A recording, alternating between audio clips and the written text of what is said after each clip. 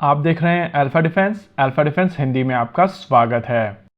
आज के इस वीडियो में हम लोग बात करेंगे AMCA और LCA तेजस मार्क 2 के लिए बनाई जाने वाली आयरन बर्ड और मिनी बर्ड फैसिलिटी के बारे में।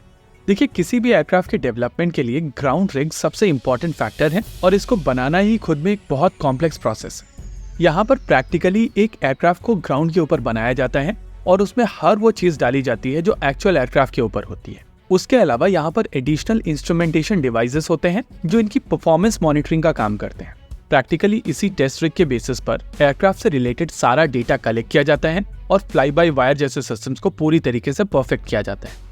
देखिए, इस समय डिफेंस से रिलेटेड जितनी भी न्यूज आ रही है वहां पर लोग बहुत ज्यादा खुश नहीं हैं, क्योंकि कई जगहों पर डिले है, कई जगहों पर इंफॉर्मेशन पूरी नहीं है और कई जगहों पर failures. Practically research and development में इस तरीके की चीजें होती हैं और ये मैं अपने एक्सपीरियंस के साथ शेयर कर रहा हूँ। लेकिन आज के यंग इंडिया की एस्पिरेशंस भी काफी ज्यादा हैं और इसी वजह से यंगर जनरेशन की डिसअपॉइंटमेंट भी काफी ज्यादा होती है।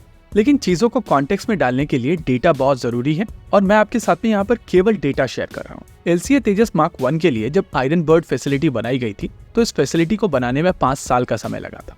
देखिए, ये फैसिलिटी बहुत कॉम्प्लेक्स होती है और अगर सही सेंस में समझा जाए तो ये कॉम्प्लेक्सिटी एक्चुअल एयरक्राफ्ट को बनाने से ज्यादा है। यहाँ पर रिलायबिलिटी भी एक्चुअल एयरक्राफ्ट से ज्यादा होनी चाहिए, क्योंकि जब तक यहाँ से डेटा रिलायबल तरीके से नहीं निकलेगा तब तक आप एक्चुअल एयरक्राफ्ट को रिलायबल नहीं बना पाएंगे। इस फैसिलिटी के ऊपर ये जो सिस्टम बनाया जाएगा वो ग्राउंड पर ही उड़ेगा, यानी कि इसमें एक प्रॉपर कॉकपिट होगा, उसमें बैठकर पायलट एक्चुएटर्स, सिस्टम्स, हाइड्रोलिक्स और दूसरे सिस्टम्स को ऑपरेट कर पाएगा। और इस ग्राउंड रिग के ऊपर जब एयरक्राफ्ट उड़ेगा तो इसमें अलग अलग तरीके की कॉम्प्लेक्सिटीज को भी ऐड किया जाएगा, जैसे कि अगर लैंडिंग गियर नहीं काम करता है तो एयरक्राफ्ट कैसे ऑपरेट करेगा, कोई और स्ट्रक्चरल इशू अगर है तो एयरक्राफ्ट में कैसे चेंजेस आएंगे और पूरा का पूरा सिस्टम किस तरीके से उसको रिएक्ट करेगा। अब जब आपको पता चल चुका है कि आयरन बर्ड फैसिलिटी किस तरीके से ऑपरेट करेगी, तो आइए अब डेटा पर बात कर लेते हैं। यहाँ पर बेसिकली 2 आयरन बर्ड फैसिलिटी बनाई जा रही हैं और इन दोनों का डिजाइन आडा की तरफ से कंप्लीट कर लिया गया है। एक आयरन बर्ड LCA तेजस मार्क 2 के लिए होगा और दूसरा AMCA के लिए। अभी आप अपनी स्क्रीन के ऊपर मार्क 1 की आयरन बर्ड फैसिलिटी देख सकते हैं और जैसा कि हम लोगों ने वीडियो में कहा है कि इसको बनाने में लगभग 5 साल का समय लगा था।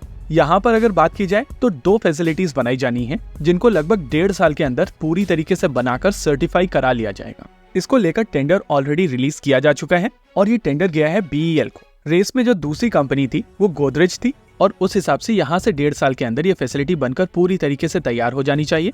वैसे LCA तेजस मार्क 2 के लिए कुछ और टेस्ट रिग्स पहले ही बनाई जा चुकी हैं, जिसमें से इलेक्ट्रिकल टेस्ट रिग का हम लोगों ने फोटोग्राफ भी देखा था। लेकिन अगर आप डेटा को देखें तो कहाँ 5 साल लगे थे पहली आयरन बर्ड फैसिलिटी बनाने में और अब कहाँ 1.5 साल के अंदर 2 और आयरन बर्ड फैसिलिटी बनाई जा रही हैं, जहाँ पर कॉम्पिटिटर एक प्राइवेट सेक्टर कंपनी भी है। और ये चीज दिखाती है कि इस समय देश का एविएशन कॉम्प्लेक्स काफी तेजी से बेहतर हो रहा है। इस बात में कोई दो राय नहीं है कि यहाँ पर चीजें और ज्यादा बेहतर और ज्यादा तेज भी हो सकती थी। लेकिन हिस्टोरिकली जिन लोगों ने भारत में काम होते हुए देखा है तो उनको पता है कि चीजें पहले से काफी ज्यादा बेहतर हैं और शायद इसी वजह से वो लोग जो काफी पहले से डिफेंस मॉनिटर करते हैं वो ज्यादा बेहतर फील कर पा रहे हैं। हालांकि जैसा कि मैंने कहा था कि यंग इंडिया की यंग एस्पिरेशंस हैं और वो लोग और ज्यादा तेजी से वर्ल्ड के बेस्ट सिस्टम भारत में चाहते हैं। इसी के साथ आज के इस वीडियो में रखते हैं केवल इतना ही। वीडियो को अंत तक देखने के लिए धन्यवाद। देखते रहिए अल्फा डिफेंस। जय हिंद।